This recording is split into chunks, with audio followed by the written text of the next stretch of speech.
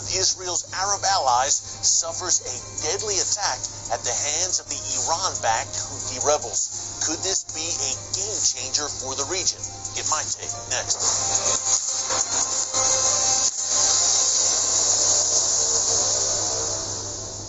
Hey folks, Eric Stackelbeck here. Welcome to the Watchman Newscast. A very busy few days on the national basis outside Dallas, Texas over the weekend. A radical Islamist who was demanding the release of an Al-Qaeda terrorist took 4 people hostage inside a synagogue. Thankfully, all 4 escaped. The terrorist was killed by law enforcement, but a very disturbing situation there, to say the least. Secondly, of course, we have the Russia-Ukraine situation heating up. Russia with some 100,000 troops massed on the Ukraine border. There are fears of an imminent invasion. And of course, today, Monday, January 17th, Kim Jong-un, his North Korean regime, with yet another rocket test, this time to short-range ballistic missiles launched into the Sea of Japan. The 4th such test by the North in the past month alone. Things are clearly heating up, folks, around the world. But today, I want to focus on one incident, a deadly incident in particular this morning. Again, Monday, January 17th, in Abu Dhabi, where the Iran-backed Houthi rebels are claiming responsibility for a deadly drone attack against Abu Dhabi, which is the capital of the United Arab Emirates. Now, first with the details, and then we'll give you a broader analysis. Here's what happened. According to officials in the UAE, an unknown number of explosive-packed drones struck targets in Abu Dhabi. Number one, 3 fuel tankers at an industrial area ignited. And secondly, there was a fire at Abu Dhabi International Airport, all thanks to these so-called kamikaze drones, which were apparently flown into Abu Dhabi by those Iran-backed Houthi rebels. Now, I mentioned 3 people were killed. 2 of them were Indian nationals, and the 3rd was Pakistani. I assume perhaps they were guest workers working in Abu Dhabi, but a deadly attack and 6 more wounded as well. Again, the Houthis claiming responsibility. We don't know all of the logistical details just yet, how exactly they pulled this off. As you can see there on the map, Abu Dhabi sits right on the Persian Gulf, right across the Gulf from Iran. And as this attack unfolded today, a top Houthi official was reportedly in Tehran meeting with Iranian President Ibrahim Raisi and other top Iranian officials. You have to say, folks, pretty interesting timing there. Now, this is part of Iran's continued drone onslaught in the region. We've told you about this many times here on the newscast. Iran is very proud of its growing and more advanced drone arsenal, showcasing it at military parades and increasingly putting it into action and using it.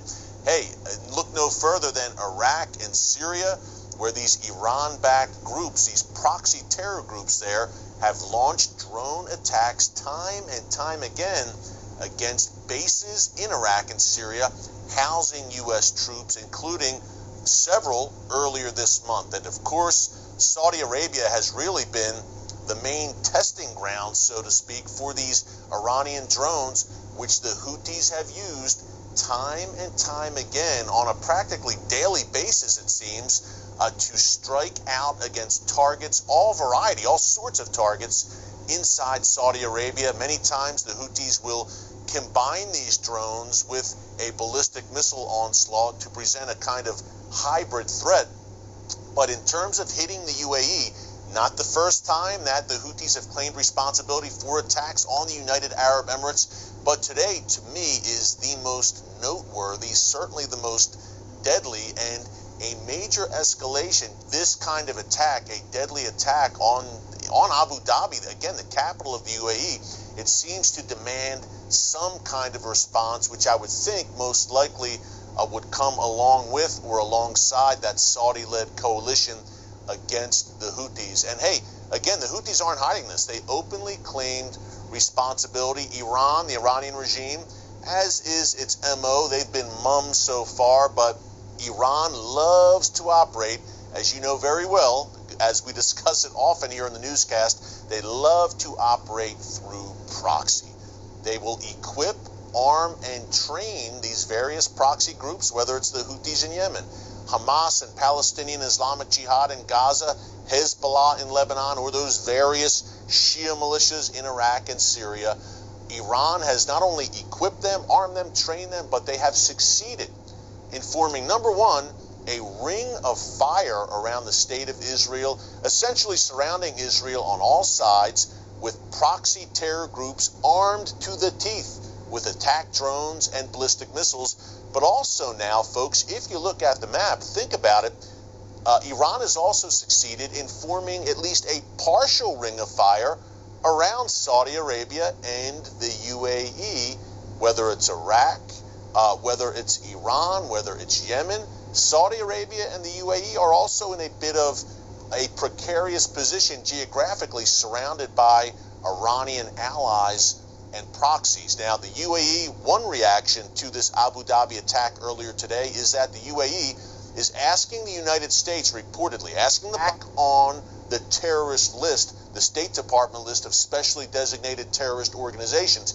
Now, remember, last year now, in 2021, when the Biden administration took office, shortly after he took office, one of the first moves he made in the foreign policy realm was to remove the Houthis from that terror list. Now, the Trump administration took them off. I suppose they were expecting the Houthis to suddenly change their spots and change their behavior.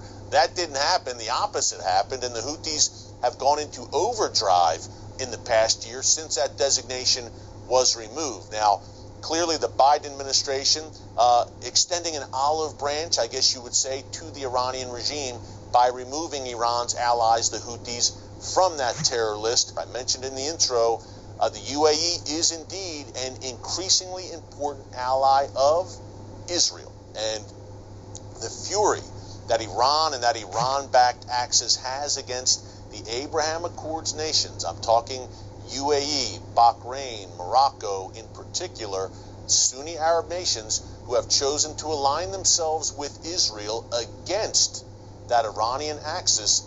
That fury is very real by the Iranian regime and its allies, and they're grouping Sunni Arab nations, in particular those together with the Jewish state. It seems as if in these latter days God is separating the wheat from the tares, the sheep from the goats, when it comes to the nations. You have Arab nations that have bravely, in my view, aligned themselves with God's land, the nation of Israel, and on the other side you have the enemies of Israel. Again, the dividing line could not be more stark in these Bible times in which we are living. The prophetic chess pieces continue to move on the board, and this Abu close eye on it for you here on the newscast. Thanks for joining us today. Until tomorrow, God bless you, and remember, never